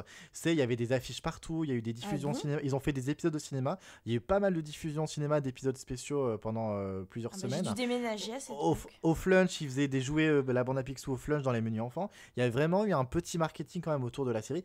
Par contre, pour trouver les épisodes, c'était, comme Chernabog disait, c'était vraiment, il fallait c'était vraiment à l'ancienne. Il fallait être branché le magnétoscope sur France 3 le jour de la diffusion si c'était pas là le matin. Parce qu'après, bah, c'était Disney Channel et aujourd'hui, bah, tout le monde n'a pas forcément Disney Channel. Et pareil, Disney Channel, c'était avoir la bonne horaire parce que les replays, c'est très compliqué. Et et tu les trouvais pas facilement sur Internet. Il n'y a pas de DVD. Et jusqu'à ce que Disney Plus propose là les 2 saisons et la rende réellement accessible, c'était compliqué. Et Disney Plus ne fait pas de grosse communication dessus alors qu'ils ont vraiment tort parce que c'est pour moi une des séries de leur catalogue qui peut vraiment attirer des gens parce que honnêtement, c'est pas une série, enfin c'est pas qu'une série pour les enfants, mais aussi une lecture pour les enfants. Il y a aussi une lecture vraiment pour les adultes et ça fonctionne vraiment comme une sorte de sitcom avec de l'aventure. Enfin, t'as vraiment plein de genres dans cette série. Mais je T'as pense que l'aventure. ouais, en fait, je comprends. Je pense que c'est ça vraiment le vrai souci. C'est que, tu vois, même s'il y avait une com de cette série sur laquelle j'aurais pu tomber dessus, bah, je me serais dit, c'est pas pour moi parce que le seul moyen pour que je la voie, ça serait de regarder la télé le matin avant d'aller au boulot. Mais je fais pas ça, tu vois. Enfin, Oui. j'ai plus 8 ans, donc je ne peux plus me Non. permettre d'avoir ce rythme de vie. Et le souci, bah ouais, voilà, c'est dommage, il n'y a pas de vrai accès pour des personnes qui ont plus de 8 ans, voilà, tout simplement. Mais justement, je pense que la vraie bonne idée, c'était Disney+, et c'est dommage qu'ils s'en servent pas plus que ça, ouais. Parce que je suis pas abonnée chez eux, mais s'ils insistaient sur ce genre de choses, à jouer un petit peu avec la nostalgie, à mettre en avant le fait que, regardez, il n'y a pas que les nouvelles séries, que les nouveaux projets de Disney, il y a aussi des choses qui vont toucher un peu à la corde sensible chez des adultes comme moi, ben peut-être que je passerai le cap de m'abonner chez eux.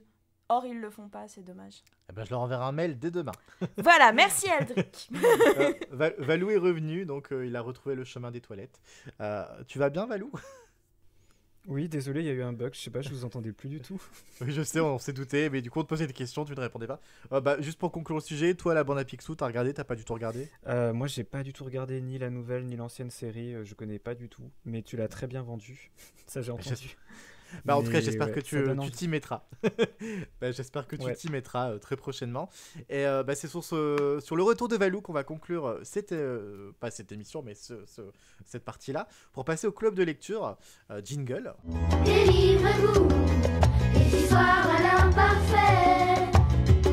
Délivrez-vous ou le futur inventé.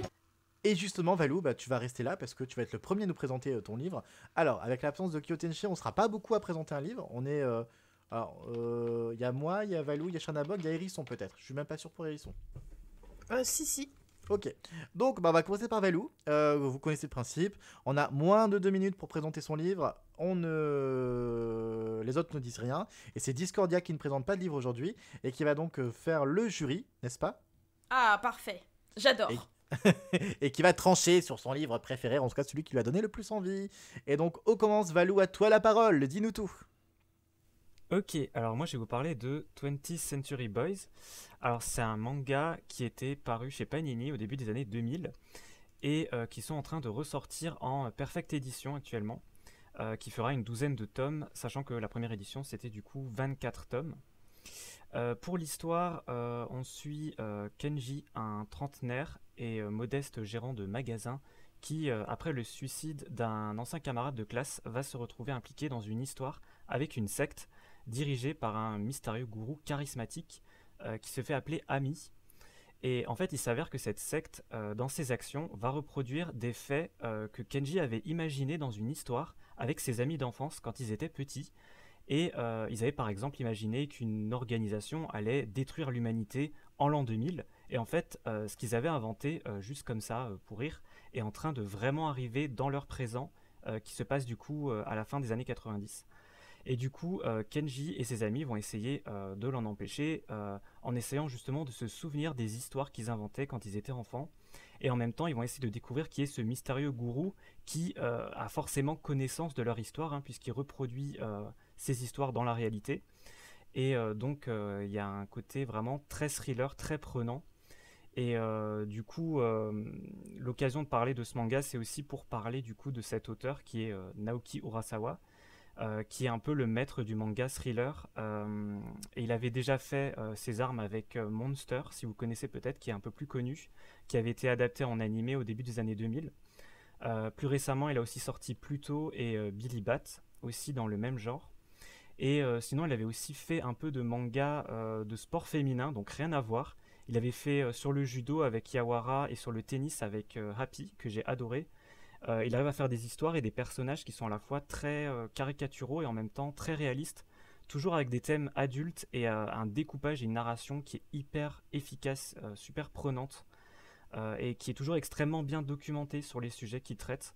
Donc vraiment pour moi, Naoki Urasawa, c'est un classique et je ne peux que vous conseiller ses mangas. Voilà. Très bien, Discordia garde ça en tête et on passe à la présentation de Chernabog.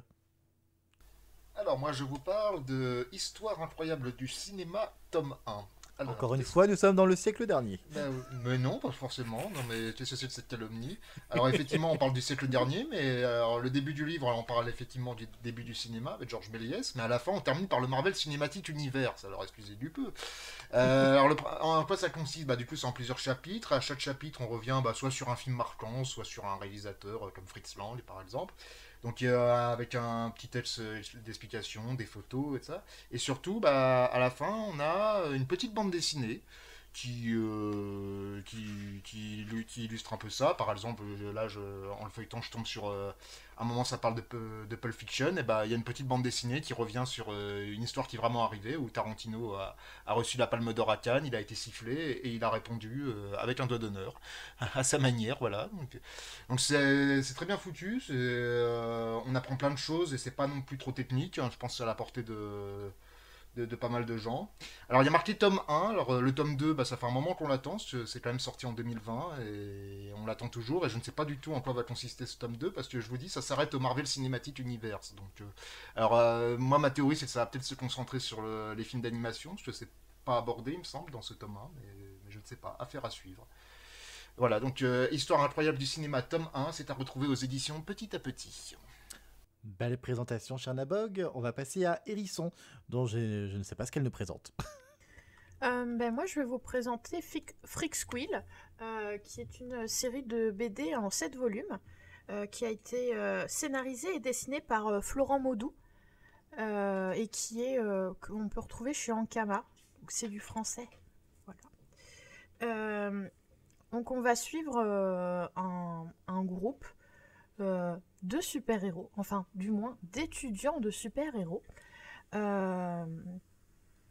qui sont dans une école, donc il se passe un petit peu les événements qui se passent dans une école, mais c'est traité de façon à la fois assez drôle, et en même temps, l'histoire est très très sérieuse, la narration est, je trouve, assez bien foutue, après c'est toujours un petit peu subjectif, mais voilà, je trouve très bien mené, des développements de personnages juste incroyables.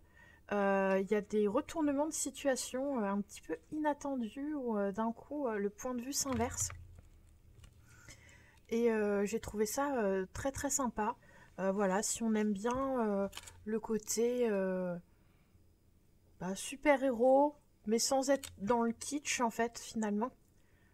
Et qu'on aime bien un petit peu les ambiances sombres, mais pas voilà, faire larmoyer avec sa petite douche d'humour. Bien positionné et que je trouve assez sympa. Je pense que ça pourrait vous plaire. Voilà. Le premier tome reflète assez bien l'ambiance de la série. Donc voilà, si vous avez bien aimé le premier tome, je pense que c'est une série qui pourrait bien vous plaire. Voilà. Merci Hérisson, et quatrième et dernière présentation, c'est moi-même. Je vais vous présenter un manga, une nouvelle édition en tout cas pour un manga, c'est l'Eternal édition de Sailor Moon. Sailor Moon qui est un manga des années 90, donc il y avait déjà eu une première édition chez Glénat, pas avec la meilleure des traductions, qui avait ensuite eu une ressortie du courant des années 2010, et là donc il y a une nouvelle édition, Sailor Moon Eternal édition avec très très jolie, avec des couvertures cartonnées qui vraiment sont magnifiques. Donc l'édition vaut vraiment le coup parce que si vous avez déjà lu le manga par le passé, vous n'avez rien à prendre de nouveau. Mais si vous ne possédez pas les mangas de Sailor Moon, c'est vraiment l'édition sur laquelle il faut craquer. Et pour ceux qui ne connaissent pas, Sailor Moon, c'est quand même une histoire assez iconique. C'est celle d'une jeune fille, Usagi, qui va se découvrir grâce à un chat qui s'appelle Luna, qu'elle est la réincarnation d'une guerrière, donc de Sailor Moon.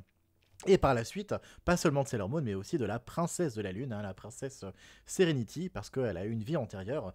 Et donc Sailor Moon, sa mission, c'est de combattre les méchants, qui sont les ennemis du royaume de la Lune, donc menés par le Dark Kingdom.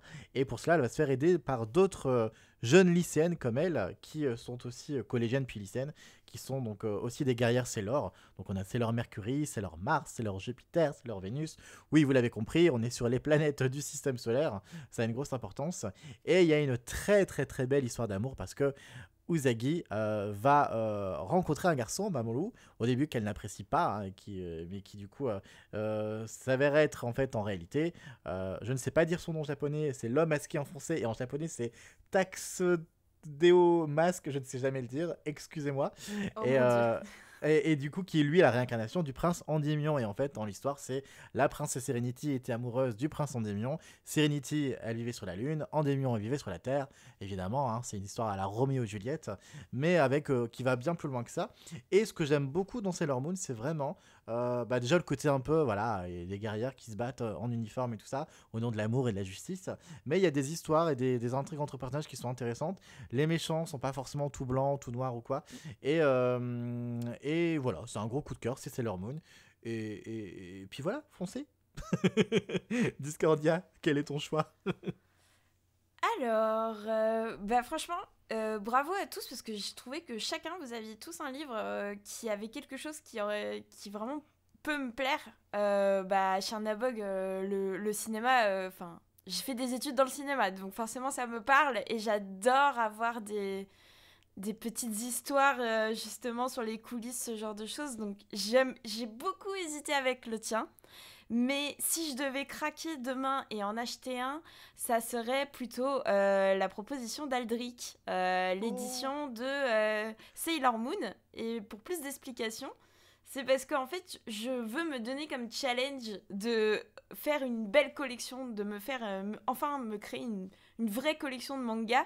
Et je me dis, bah quoi de mieux qu'une belle édition de Sailor Moon pour découvrir cet univers, parce que je n'ai jamais vu les épisodes, enfin vraiment très vite fait, hein, voilà, et je n'ai jamais lu le manga, donc pourquoi pas, et voilà, ça pourrait compléter une collection.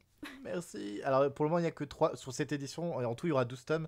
Il n'y en a que 3 de sortie. Parce que il sort tous les 3 mois, les nouvelles Perfect Edition. Bah, Hein. ça De va. toute façon, tous les mangas ont leur Perfect Edition maintenant. Donc, mais oui, fonce. Et donc, si vous voulez aussi voir en animé la version fidèle du manga, c'est Sailor Moon Crystal qui reprend exactement chapitre égal un épisode. Là où l'ancienne série Sailor Moon, comme beaucoup de séries à l'époque, se démarque complètement du manga et part sur une direction toute différente. Merci Discordia pour ton choix. Et puis, si vous le voulez bien, on va passer aux découvertes du web. Non, je ne veux pas. Au revoir. Jingle.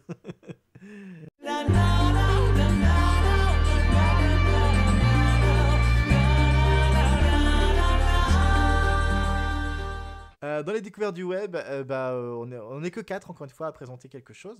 Chernabog, il disait ça parce qu'il présente rien en fait. Bah oui, ça, c'est pour ça, donc je m'en fous de votre brique là. Donc c'est bon, lui il peut aller manger, hein, allez hop. Oui, casse-toi, voilà. Notre rubrique. Voilà, vous connaissez le principe. On va présenter aux autres une petite découverte du web, peu importe quelle qu'elle soit. Valou va commencer. On l'a pas beaucoup entendu aujourd'hui, Valou. À toi la parole. Ah bon? Merci Valou. Il est encore parti aux toilettes. Il est encore parti aux toilettes. Non, vous m'entendez là, non? Oui, on t'entend. Ah putain, Le je coup me de suis stress. dit. Alors, moi je vais vous présenter All Sense Street. C'est un webcomic chinois. Alors, c'est quelque chose de très obscur, mais de très sympa. Alors pour l'histoire, ça se passe dans un monde où les humains, les anges et les démons vivent en paix. Et on va suivre Neil Bowman, alias Nini, qui est un tout petit gentil démon venu des enfers et qui débarque un jour sur Terre et va vivre dans l'appartement d'un ange parmi des colocs tout aussi particuliers puisqu'on y retrouve un vampire, une momie et un loup-garou. Et il va leur arriver plein de petites péripéties. Alors c'est surtout du tranche de vie, comédie, c'est vraiment très sympa, ça se regarde très facilement puisque les épisodes ne font que 5 minutes. Il y en a 24 et ils sont tous dispo sur YouTube en VostFR. C'est là que je les ai découverts, du coup, c'est pour ça que j'en parle dans les rubriques du web. C'est bien, en tout cas, ça me donne envie. Je trouve ça plutôt sympa. Ouais, c'est cool. J'aime bien l'idée. J'irai regarder ça en tout cas. Les autres aussi? Ouais. Non. Totalement. On dit oui par politesse, hein, Valou, tu le sais bien. J'attends vos retours. Grave, prochain épisode. Thèse, antithèse, synthèse, allez hop, c'est bon. Hérisson, tu nous présentes quoi, toi? Moi, je vous présente le site For the Drama de Mathieu B, qui s'inspire en fait des jeux qu'on appelle For the Queen, ou pour la reine en français, des jeux d'Alex Roberts. Et en fait, c'est un système de jeu de rôle, on va dire, simplifié, où on va tous faire un personnage, on va dire, fictif, et on va tirer des cartes qui vont nous poser des questions pour amener à développer une histoire et faire en fait une narration partagée avec tous les joueurs à la table. Et Force de Drama permet de jouer à ce jeu en ligne où on a du coup les cartes qui se tournent en simultané. C'est pas mal. Bon, je sais que le déconfinement arrive, mais voilà, si vous avez vos amis en ligne et tout, et que vous voulez faire un petit jeu de rôle assez très simple à mettre en place, et voilà, et que vous êtes inspiré, je vous conseille Force the Drama. Moi, il y en a 3 que je connais particulièrement dans ces jeux, parce que c'est toute une bibliothèque de jeux. Il y a Pour la Reine, qui est une ambiance, la reine doit aller dans un pays très très lointain, et on a beaucoup d'intrigues par rapport à notre relation vis-à-vis de la reine. Il y a Rituel, qui est un truc un petit peu plus sombre, où on choisit le rituel à effectuer et un petit peu l'ambiance dans laquelle on est. Et voilà, c'est un petit peu plus sombre, c'est des personnages qui doivent arriver à faire un rituel plutôt néfaste, hein, voilà, pour le monde. Et voilà, faut développer des persos un peu plus chelous, on va dire. Et dans une ambiance un petit peu plus décontractée, je recommande Donjon et Siphon, qui est une ambiance donjon et dragon un petit peu barjo, où vous devez finalement, à la fin du jeu, élire le nouveau représentant des toilettes, des nettoyeurs de toilettes. Donc on se bataille tous pour être élu le prochain nouveau chef nettoyeur de toilettes. Et c'est extrêmement drôle, vous avez même des petits archétypes de personnages à jouer qui sont très très fun. Voilà, je sais que Donjon et Siphon et Rituel sont faits par Nico Levif, qui est quelqu'un de super. Donc voilà, je vous recommande si vous voulez faire une petite soirée mais que vous savez pas quoi faire. Ça peut se jouer à pas mal de gens aussi, donc voilà, petite idée de jeu. Je vote pour Valou, nettoyeur des toilettes. Mon Dieu. Non, tu veux pas du poste? Je sais pas, ça représente quoi en fait exactement? Bah, de nettoyer les toilettes. Donc, Ouais, écoute, donc, je vais passer la main. Hein. Bah ça dépend les toilettes de qui. bah, ça dépend. Dans Donjon, bien entendu. Dans 2 semaines, on se retrouve tous dans un château, je vous rappelle. Et donc, qui dit château dit donjon, qui dit donjon dit toilette, qui dit toilette dit Valou. Aïe aïe aïe. Et puis Valou qui dit je passe la main, mais oui, Ouais. tu vas passer la main dedans, hein, c'est mieux pour nettoyer. Oh. Bon, cette blague étendue, on passe directement au sujet Discordia. Vite. Et ben justement, restons dans le dégoûtant, le malsain, le Oh. dégueulasse, le voilà tout ce que vous trouvez d'horrible. On reste en Valou ? Non, non, dans tout ce que vous trouvez horrible dans la nature humaine. Pour ça, je vais vous présenter la chaîne YouTube de Feldup, qui est donc un YouTuber qui, je trouve, a trouvé un concept génial qui manquait réellement au YouTube Game français. Et je trouve qu'il a pris une place. Il s'est trouvé sa petite niche. Et ça y est, maintenant, il va exploser. Donc je vous le dis, si vous ne le connaissez pas encore, vraiment ce gars, c'est vraiment génial, c'est nickel ce qu'il fait.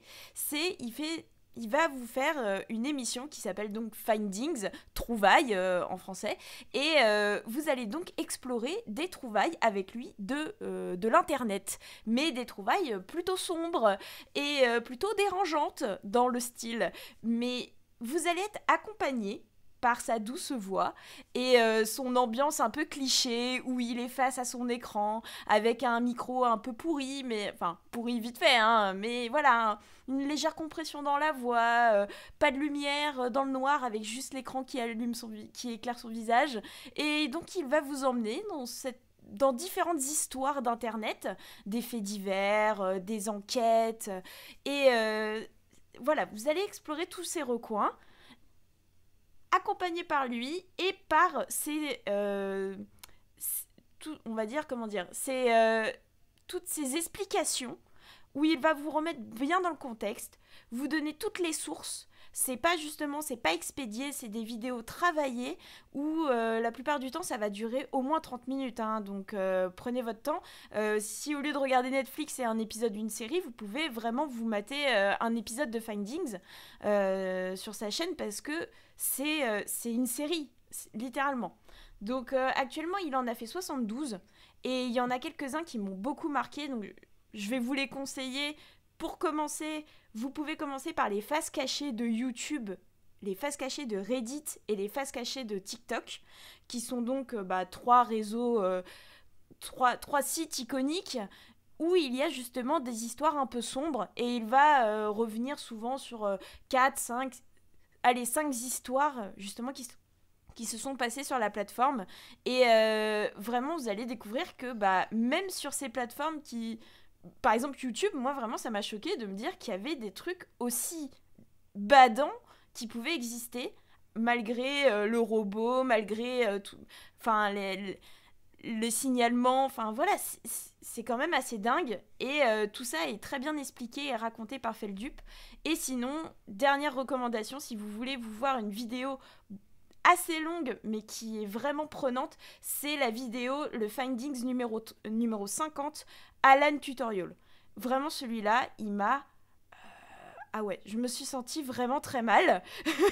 Il m'a un peu retournée, mais vraiment, j'ai trouvé ça dingue, et tu te laisses prendre dans l'histoire racontée par Feldup. Ça dure 40 minutes, mais voilà, c'est vraiment un délice.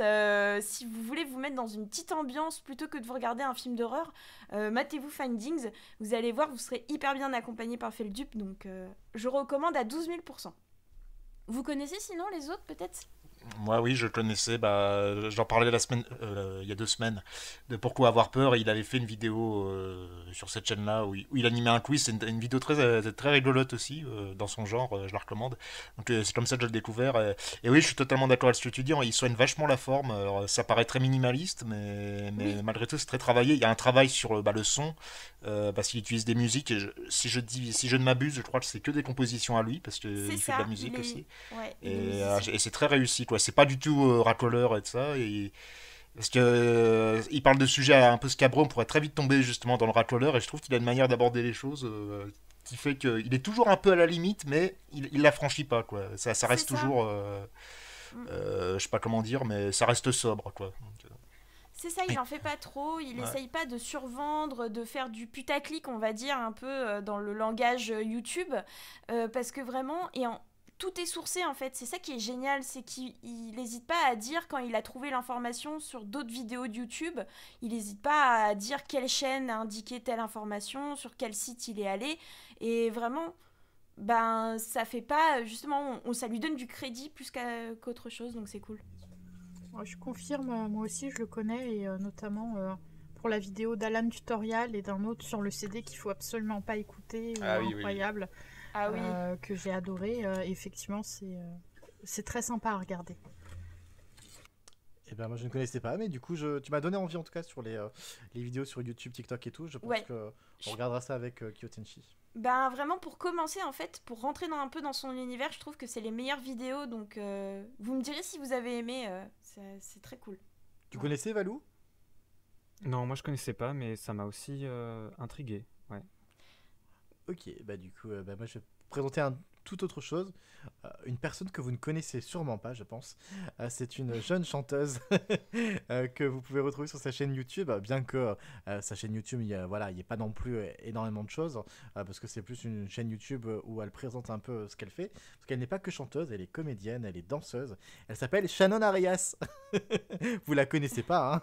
Ah non, je vois pas du tout. Jamais entendu parler, non. Non. Donc Shannon Arias, c'est une jeune artiste que moi je connais très bien, vu que je l'ai découverte en casting quand j'étais encore fut un temps producteur de spectacles et de comédie musicale. Je me souviens très bien du moment, je faisais passer des auditions, elle est venue et quand elle est arrivée, je me suis dit oh là là, alors voilà, c'est quoi cette j'ai envie de dire c'est quoi cette petite nana qui du coup s'était plantée de lieu d'audition, qui était allée dans notre théâtre, bref, qui finit par arriver et je dis voilà, tu dis mais c'est quoi cette fille, et puis elle se met à chanter et elle se met à danser. Alors là t'as les yeux qui tombent de partout, t'as la bouche ouverte, tu te dis mais c'est quoi ce talent de dingue. Et vraiment Shannon, c'est un talent de dingue qui est une artiste que je vous invite vraiment à découvrir, qui a toutes ses casquettes. Elle chante bien, elle danse bien, elle joue bien. J'ai aussi la chance de continuer à travailler avec elle, même si je ne suis plus dans la production spectacle, vu qu'elle essaye aussi d'être comédienne de doublage à côté de la comédie tout court. Ils vous ont tous menti parce qu'ils la connaissent tous très bien, parce qu'ils partagent tous l'affiche avec elle. Oh non. Dans le fandom de Digimon. Mensonge. Dans le fandom de Digimon, elle joue Mimi. Et je me souviens très bien quand elle a été prise sur le rôle de Mimi.